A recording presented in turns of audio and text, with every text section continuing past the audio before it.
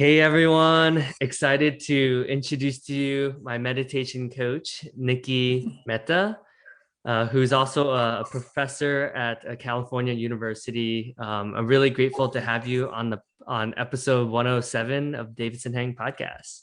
Thank you. Excited to be here. Yeah, I'm excited. I'm so glad we crossed paths.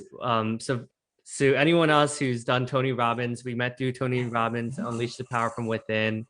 And I remember like you're always so energetic and you're always like so positive. And I was like, yeah, I definitely need to get to know her. That was so fun. That was a lot of fun. I had always dreamed about doing Tony Robbins events. Like Yeah. that documentary on Netflix over and over and over. Yeah. Tony's the man. Like he's such a good storyteller. I feel like it's hard to not like listen. Like I feel like he always like pulls you, and then bam, there's Yeah, like always something a surprise. And you're like, whoa. I know. And he did so well with the online thing, I think, because to make Yeah. that huge event to online, it's got to be a huge task. Yeah, and honestly, I went into it thinking like I'm like, oh, it's online. Like, how great can it be? You know, like I kind of had low expectations, and then I was like, whoa, like this is actually a really cool experience. Yeah, it was really fun. I love breaking the board and stuff too. Yeah, I know. I feel like now I want to get like a harder boards and just keep trying. I know. It was fun. Yeah, I'm Yeah, so glad we connected too. And it seems like, we've just grown like this little community. So it's been really nice. yeah. Yeah. So I'm curious. I do notice like a lot of meditation teachers that I've met along the way have had like a lot of experiences that have caused them to like want to um practice mindfulness and want to be the source for others and want to help others kind of do their healing journey.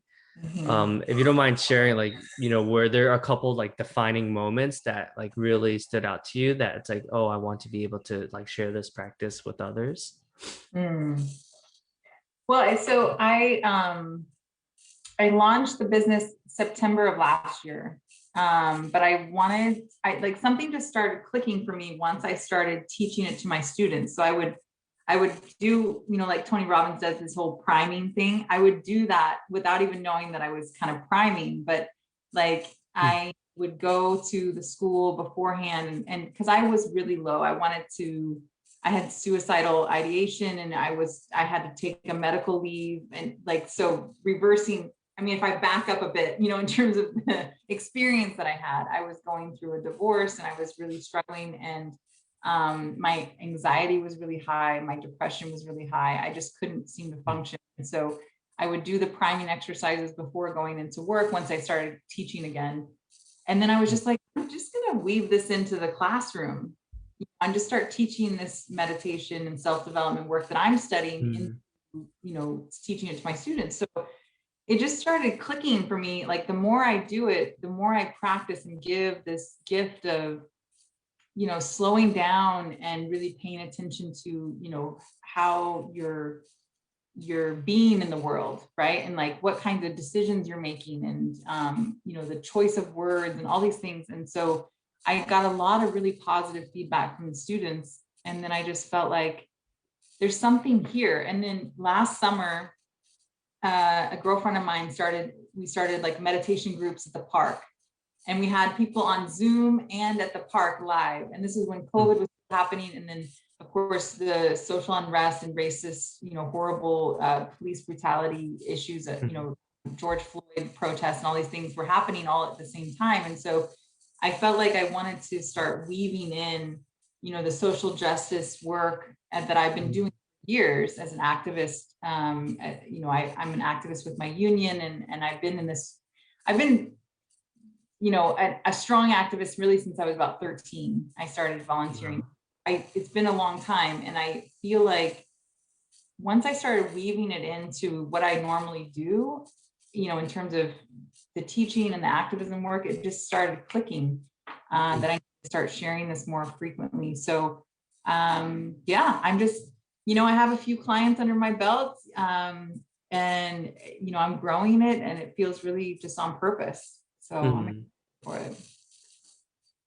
Yeah, it's interesting. I feel like a lot of our past experiences, like you mentioned that you've had some negative experience in life, right? But in a way, like those were probably some of the greatest teachers, right? Like, because clearly, like if you think about the lifetime of how many lives that you're going to be impacting and that you continue to impact every day, it's like a butterfly effect, right? Like it's a Mhm. compound effect. So it's cool to see that, how many lives you truly will impact. Mhm. At the end of the day, it's just it's such a cool feeling to know that. Yeah, I'm humbled by it, honestly. Like I really, and I don't know everything. I mean, obviously I'm kind of exploring and learning from my students as well. I always say that even in the classroom, it's like I'm learning from you all just as much as you're learning from me. So, I definitely, I just, every time I have like any of our sessions that we've had together, it's just been like, it just becomes easier and easier Yeah. every time you do it. But then I hang on to this like idea that I'm still so new at it, and it's still such a Mm. shiny, it's like a shiny diamond that I just want to take care of. Hmm. Yeah, that's such a great mentality, right? Someone that like yourself that's who's been practicing for so long, but still has that mindset that there's still so much more to learn. I think that's rare. I think those are the people who are the most successful because they're open to like new learnings, right? They're not Mhm. oh, I know everything, right? So I think Mhm. that's a really cool mentality to have. Thank you. It's a Yeah. Yeah, I mean, I just can't help it. Like it's like you know what I mean? It doesn't feel like work. It's similar to Mm, I'm sure your business coaching work that you do. It just doesn't feel like there's effort. It's like mm, going out of you, and you mm. and you, and you have the same kind of mindset too, I think, where you want to learn. So we learn a lot from each other. I like it. I think in the beginning, like if for me at least, like it did feel like work, but then I Mhm. realized like, okay, I'm not giving people enough space. I was Mhm. trying too hard, like I was trying too much. And then I Mhm. think over time I realized like, oh, okay, I actually don't have to do any work. It's like letting Mhm. the client have the space to grow. Right. But I Yeah. think in the beginning I wasn't like that. Like especially the first year when I was training and they were Sure. training us, like I was like, because I was so used to doing work that I'm like, oh wait, Mhm. this has nothing to do about work. Yeah. Isn't that interesting? And the moment you go, it's like everything just falls into place, right? Hmm. Yeah. Yeah. Hmm. So, and we definitely met for a reason. Like I'm super grateful, that you reached out and that we were able to connect. So, Yeah. It's interesting how life like works. Like mhm. because a lot of times I meet people that have gone through like Tony Robbins stuff and they're like, oh, I wish I did it earlier in life. They're like, you're so lucky you're doing it this early and you know, but I'm like, yeah, I guess that's one way to put it. But I feel like if I didn't go through what I did in the past at different stages, Exactly. it just wouldn't work, right? Like I'm glad it went through like everything went the way it did from the parents' Mhm. divorce to, like me and my mom not being on good terms and me not having like a super close relationship with my sisters. Like I'm glad that all happened because if it Mhm. wasn't for that, I don't think I would be into this stuff as much. Yeah, yeah, exactly. Um, Yeah, yeah. that's good. Yeah, and I'm curious about so it sounds like you love helping people, like you love being an activist. Like, do you think like that's just who you are, like even at the core, like at a young age, like were you just someone who always loved to help people and be of service? I think so. I mean, I don't really remember it being um, like I wasn't exposed to it necessarily. I mean, I kind of was through my dad. I mean, I remember him doing things like he would volunteer for the Special Olympics. And he was an electric engineer and made good money, and still he gave back, and that kind of mindset of giving back is really a part of, I guess I learned it kind of vicariously through him, but like it wasn't Mm, direct, like it wasn't like you should go volunteer. It was like I mm, knew that, there was this, so when I was 13, I was part of this teen theater troupe about HIV and AIDS prevention. So we would go to like middle schools and high schools and we would perform these like little skits. We were educating our peers about sex and about STDs and about HIV and all these things, because it was during the time when, HIV and AIDS was starting to really, ramp up and I don't want to date myself. It was, there was still a lot of kind of myths out there about how to contract HIV and AIDS as well. And so we would really Yeah. debunk a lot of that. And so, it was just really fun it didn't feel, again, like it didn't feel like I was working or, giving back anyway. It was like I was just having fun with it, and I try to have fun with whatever I do. And I always actually, when I hang up with somebody, before I hang up, I'm like, have fun, like that's like just like keep trying to have fun no matter what, even if it feels like drudgery, like doing taxes or something, it's like trying to find something that's fun about it, Yeah. so that kind of playfulness and childlike, mentality is still, it's still so important to tap into. So. That's beautiful. Yeah, I think too many of us, especially I'm sure, even in California, right? There's so many of us that are like chasing the next promotion, but then at the Yeah, end of the day, it's if we just have fun there in the process and everything, we're not in our heads as much and we can just yeah, feel and just be with people, right? yeah, exactly. And things come, like successes still come to me. Like I'm not like, Yeah. you know what I mean? I'm not saying don't pursue, but I don't feel like I have to take as much action.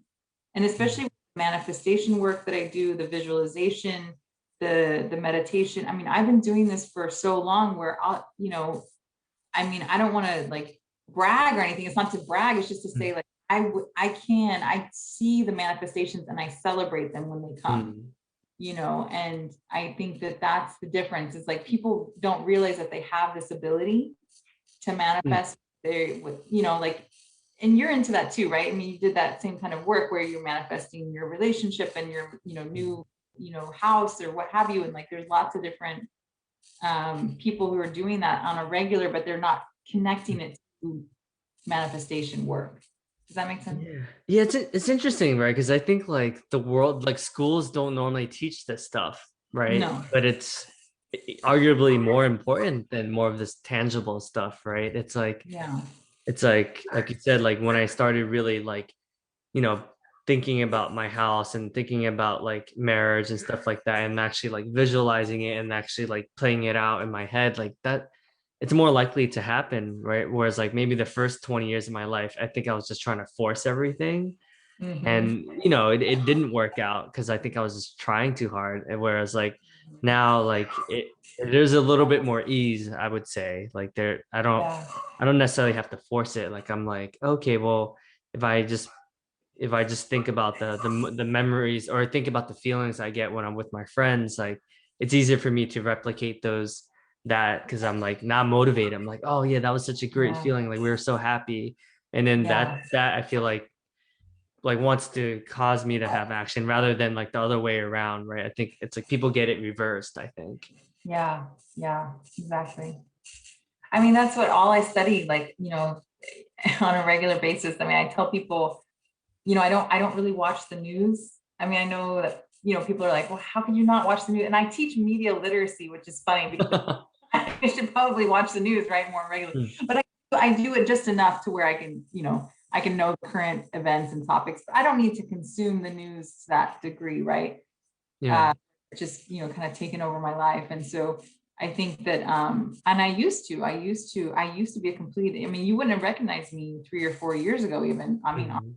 I was waking up in the night crying. I wasn't able to pump Wow. gas. I wasn't able to go to the grocery store without having anxiety. Like I was really Wow. ill. And Mm. I couldn't see. I was like, it was like walking around with blinders on, right? Where it's just like Wow. there's no light. And I had Mm. beautiful children to celebrate. I had beautiful, things around me. And like I just couldn't, it was Mm. all bad. I was scanning my environment. Everything was just negative, negative, negative, you know? Wow. And so the studying that I've been doing, you know, it's like the brain, if you look at the neuroscience of it, the brain actually, the old brain wants to survive, right? The whole purpose of the brain really is to keep you alive, is in the big scheme of things. And so you're scanning your environment all the time for looking for what's wrong, right? Maybe Mm. about this before, where we're like scanning the environment for like the bear or the saber-toothed tiger. Mm. Now we don't have to worry about those things as much because we're more Mm. domesticated, right? As a society, Yeah. culture. But we Yeah. have this ability to scan. So now Mm. people, I would say the saber-toothed tiger is now replaced with, for some people, it's the police, Mm. right? For some people, it's the mother-in-law. For some people, you know what I mean? Like for some people, Yeah. it's something that's going to cause them harm. That's Mm. give them a hard time. That could Yeah. be life, right? Mm. And so when you're in this kind of survivor mode on a regular basis, it bears on you. It makes you feel like you're not in the driver's seat. You're not in Mm. control of your mind, right? And so the Yeah. is to come out, like the meditation work allows that space between you and your thoughts, between you and your reality that you think is reality as well. Mm. So it's hard because like I'll be honest with you, the hangups that I have with this work is like in terms of the social justice work, it's like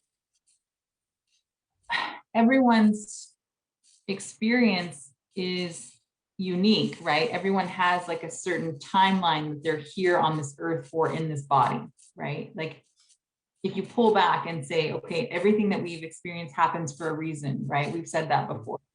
Like you and I meeting for a reason, you know, all of this work Mm. for a reason. So like, is that true for victims of police brutality? Mm. Is Mm. that true for human trafficking events? Is that true? Mm. You know what I mean? Like, is that true, Yeah. across the board for childhood diseases, for, Mm.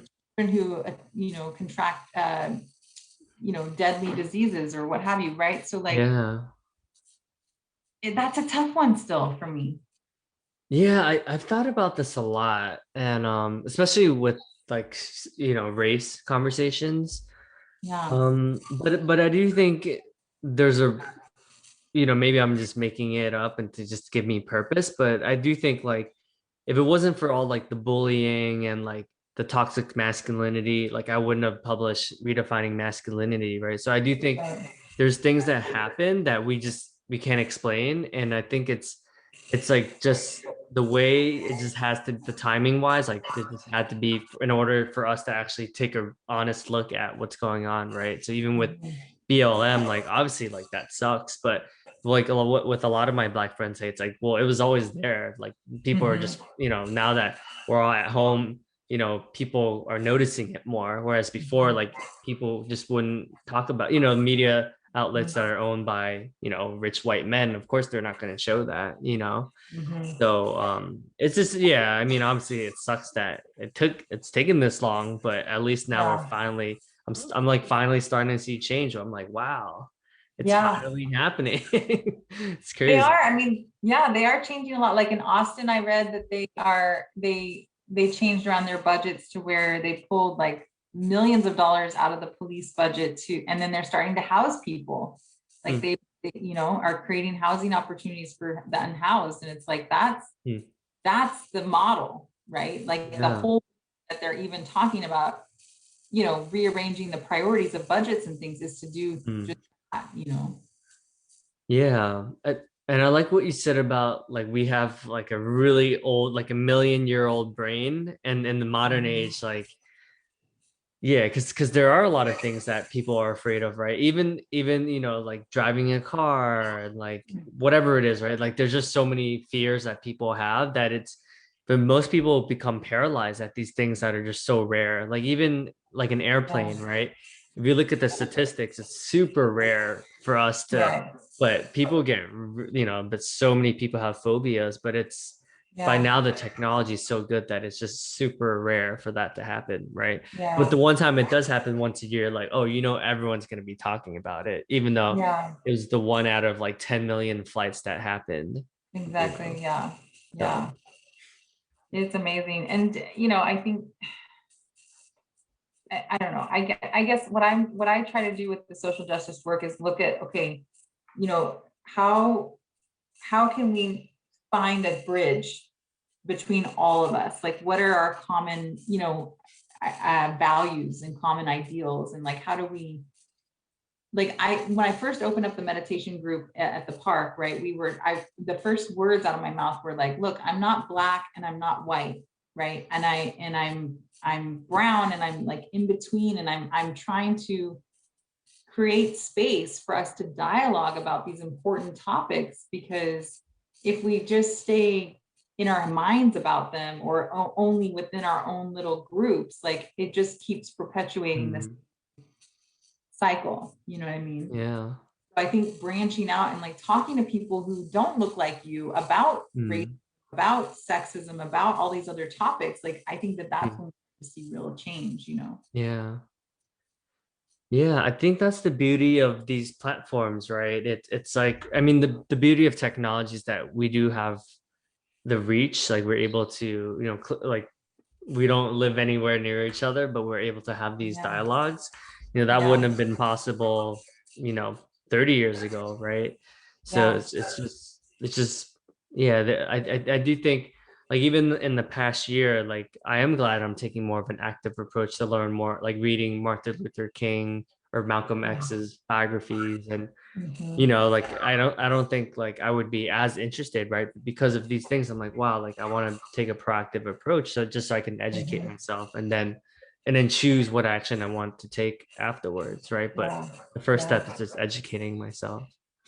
Yeah. And then just, asking questions and being a good listener is something that I've been trying to, I've been working on, and I think that that's the biggest thing is like, I came from a household, I mean, on my mom's side, the white side, where, the, the ego played such a strong role that they would Mm, say like, basically that they had no idea about, but they wanted to say that they knew about it. You know what mm, I mean? Like there was just mm, like kind of, I don't know how to describe it. It was like instead of saying I don't know about that, they didn't do mm, it, was saying I don't know. mm, And I had that kind of chip on my shoulder for a long time too, where I made assumptions, mm, groups of people, and I've been a perpetrator of bias statements. And mm. I I think that if more people admitted that they have these biases too, that's the first step. It's Yeah. not, I'm not a, you know, I'm not perfect at this. There's no perfection. Mm, It's ongoing, yeah. an ongoing journey. Yeah, it's interesting because I had some instances like that too where I didn't even realize it, but I was assuming that like this is so crazy to say out loud, but I was just like, oh, like all white people are privileged, right? And Yeah. then and then I've through a lot of the meditation groups I was a part of, I met these beautiful white men who are just super empathetic, like great allies, like just very good listeners, like you said. And I was like, my mind was blown. I'm like, wow, here I am just assuming that like all white people are inherently bad and like just trying to take advantage of like minorities and stuff. And then Yeah. I enter, a world of all these great people who are like really, are doing the marches in New York, BLM and like doing all this stuff. I'm just like, wow, Yeah. like my mind is blown, right? But sometimes it takes that like, something drastic to happen for me to realize like, wow, I had so many assumptions about people that I barely even know anything about. Mhm. It's Yeah, crazy. it is. And the same is true for people who support Trump, or, I mean, it's like we can't make assumptions about those people. And I think Yeah. also we need to have dialogues with them. Like that's an opportunity to educate them about like, okay, when you fly your Trump flag, this is how other people respond to that. Like, you know, Yeah. and so I think that it's just such an important time. Like right now is such a fascinating time to be alive. And like, our kids are picking up on this. Like and I think that the next generation coming up, I mean, honestly, is just, we become more and more open-minded. I think that as Mm, we age, as we progress, I think if you listen to what the news said, say about the world, it's like, it's constantly sky is falling kind of stuff, because that's what gets eyeballs on mm, their news stories. yeah. But I think a lot of people are doing really great, amazing work that doesn't Mm, get talked about.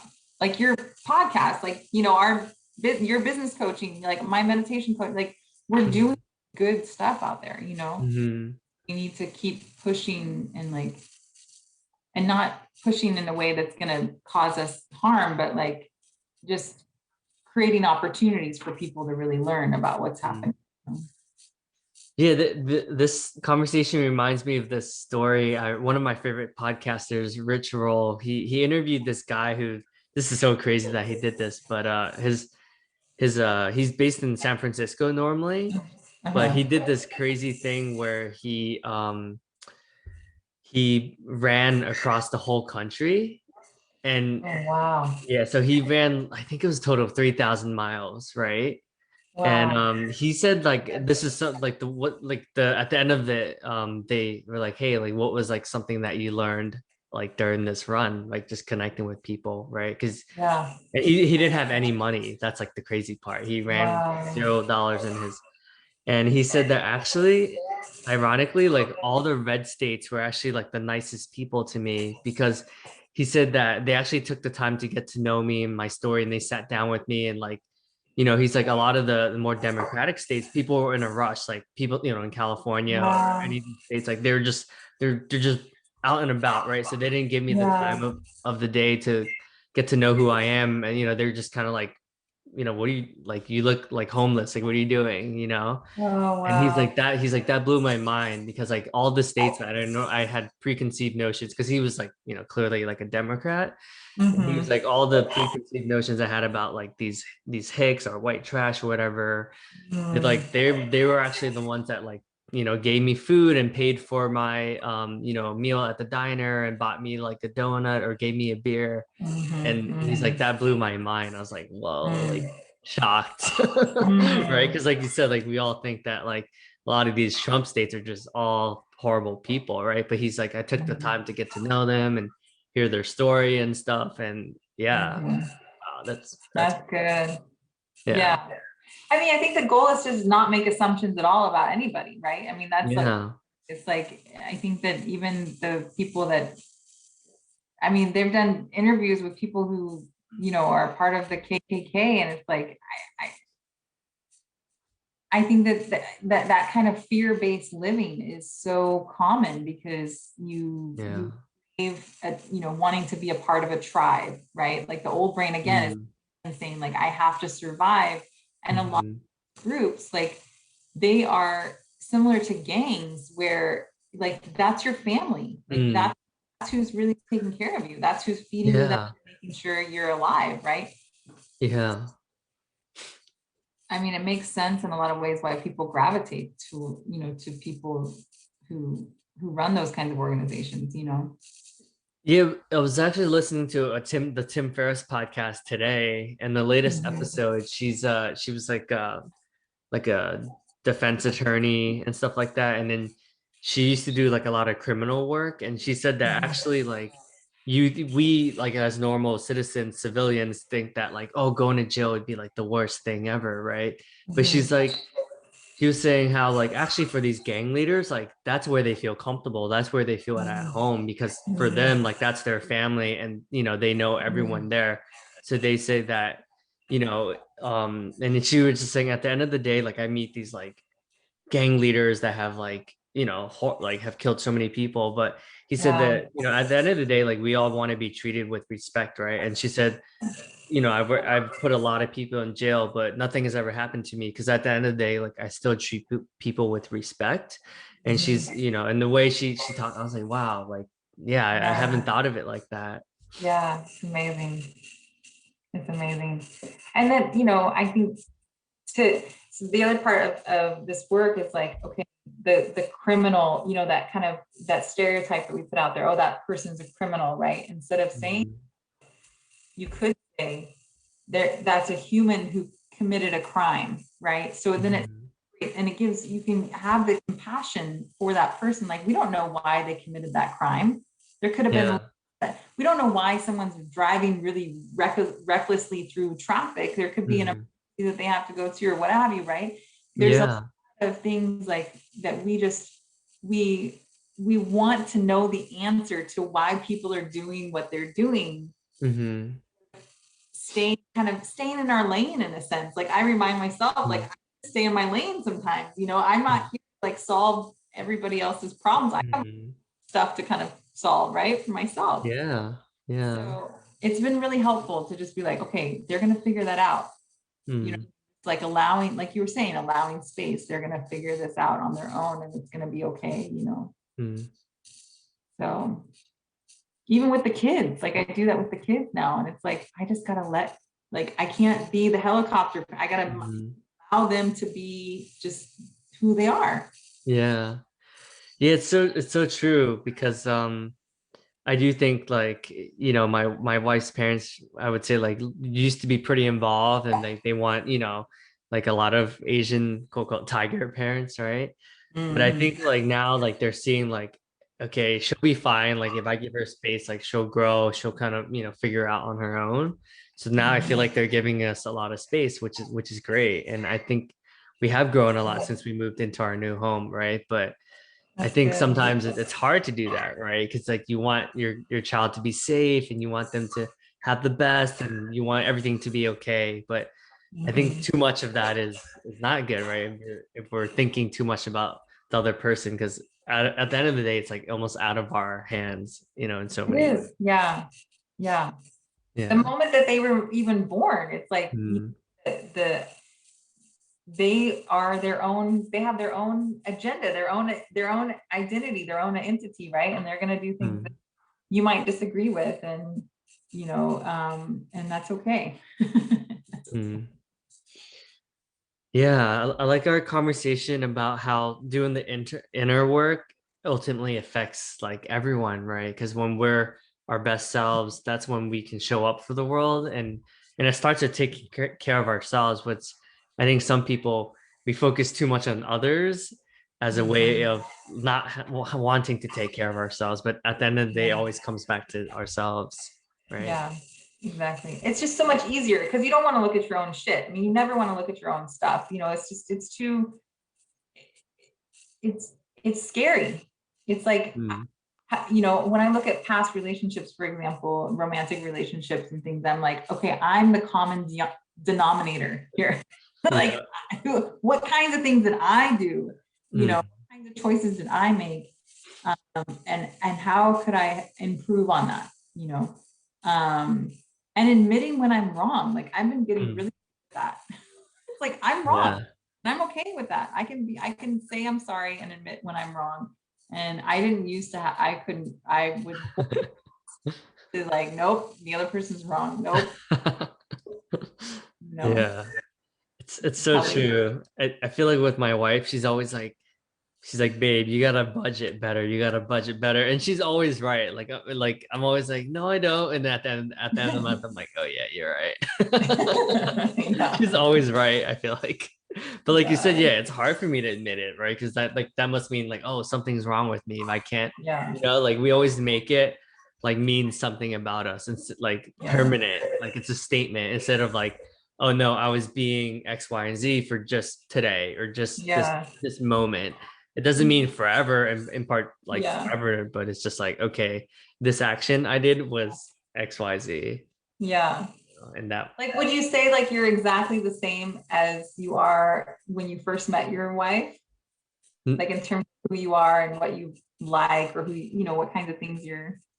no, definitely not. Yeah, see, so like everything that we're doing, like we evolve, right? We're constantly evolving. Like there's constant change. And I think that especially in a romantic relationship, I know that I have caught myself like, well, he used to do this, this, and this, that's uh how he is. And like, I yeah. can to that, so. Yeah, I mean she called me out on it even yesterday. She's like, oh, like you're saying that's what I was when you first met me, but maybe I'm not like that anymore. I'm like, oh snap. Mhm. She got Yeah, me. yeah. I know. I've had even my husband at the time was like, why are you so into, I think it was yoga or something. What is it about this yoga that you're so, and it's like, instead of saying, I see you pursuing growth, like you know what I mean? Like I want to celebrate the other person. I want to make sure that the other person knows that I see them investing in themselves. You know what I mean? And so that to me is what's missing, I think, and a lot of times is like, even with friendships, like, I want to celebrate you're my friend. Like I, we work together, but like, I see you as a friend, as an ally, as a community, part of my community. And like, whatever we can do to just uplift each other, I think is missing, you Hmm. know? Yeah, I mean, it is rare for people to acknowledge each other. Like, we Mhm. should be doing it daily, right? Yeah. I think sometimes people do it when it's too late. Like, at the deathbed is when people say what they really want to say. And it's like, really? You have to wait until then? Yeah. By then, Yeah. sometimes too late. With my grandmother, that was the way. Yeah. I was planning on going there the day before she passed. Like she went, yeah, I was, because there were some adversarial like dynamics and we hadn't talked really, openly, Mhm. and then she passed. So I just did that at, as she was passing, I just released it all, and I've done some work at her grave site and things too, in terms of releasing, because it doesn't have to end once they pass, even like you can Mhm. continue on that healing, I think that Yeah. people forget, like, just because a person's not physically there anymore, that you can't talk to them or that you can't be with them, or, um, but I there was a lot. I mean, there's a lot there to unpack. That's a whole nother show. I mean, it just really is, it's powerful work to just the self-healing, the healing arts, all of it. I'm just so fascinated by. And there's, the spectrum is so vast. Like, there's lots of different ways to do this work. And so it's just about finding what works for you. You know? Yeah. Yeah, that's a good point because everyone does, and I'm sure at different stages we need different things, right? So Sure. Yeah. Yeah. yeah. I mean, it's, I think some people think like it's like some kind of religion, in terms of meditation, and for some it is, and if they see Mhm. that, then that's great. But like, I think as a coach, like, I'm not here to prescribe, right? I'm here to guide. I'm here to shine a light on resources, things that I've researched, and that help me too. And so if they help you, that's great. Mm. Yeah, I think you're like a mirror, right? Like a reflection. So whatever we come up with during the day, you just amplify that, right? So if we're really excited about a project or something, like you'll shine a light like a Mhm. lighthouse kind of type of mentality, right? Mhm. So Yeah. yeah. Because the journey's already laid out for you. Like, so your path is already, like, in my view, my path is already written. And so it's about, having the awareness to kind of observe the path. And so you can Mhm. choose different paths, like it might not be written to to a point where you don't have free will or no choice, but it's uh it's about having mindfulness and awareness of where you're going, what kinds of decisions you're actually making, and what kind of person, who are you, is kind of a question that comes up for me all the time. It's like, who am I, who am I, and what kind of person do I want to become, to be a model for my kids, and to to show up to my students in a way that's like, this is possible, that you can do this work, that you don't have to live in the status quo and just be a worker and just punch the time clock and pay the bill, Mhm. work, and clean the house, and like, it doesn't have to just be that kind of stuff. You can be messy and make art and make love, Mhm. dance and play, and be silly and playful. So I think, yeah, that's those are the things I want, for everyone to experience, just to feel happiness. Mm. Yeah, I love what you said about like experiencing the full spectrum of life, right? It's like I feel like when we've gone through everything is that much better, right? Because we know what it's like all the way at one end and we know what it's like on the joy side, right? So then without having experienced the bad, it's hard to really have perspective on, because if we're just used to the good, then we wouldn't really know what everything else is like, right? Or Yeah, so yeah, that's the yeah. beauty of life. It's exactly it. Yeah. Because you don't know joy without pain or struggle or fear or, yeah. Yeah. You don't know darkness without light, right? So, yeah, it's the same. Mhm. Hmm. Well, Nikki, well, I really appreciate you and our friendship and our our relationship. You've been I a too. really fun, and this has been a thought-provoking conversation. I'm sure a lot of people will get a lot out of it, and maybe we'll have you back for part two, and you can share with us the story. Sounds like that would be a good opportunity for reflection, and Yeah. I think people can relate to a lot of what you're saying. So thank you. Thank you. Thank you so much. It was such an honor to be here with you. And thank you for all of the work that you do. I mean, my goodness, you're doing a lot of great stuff. So kudos to you. Thanks, Nikki. All right. Take care. Take care.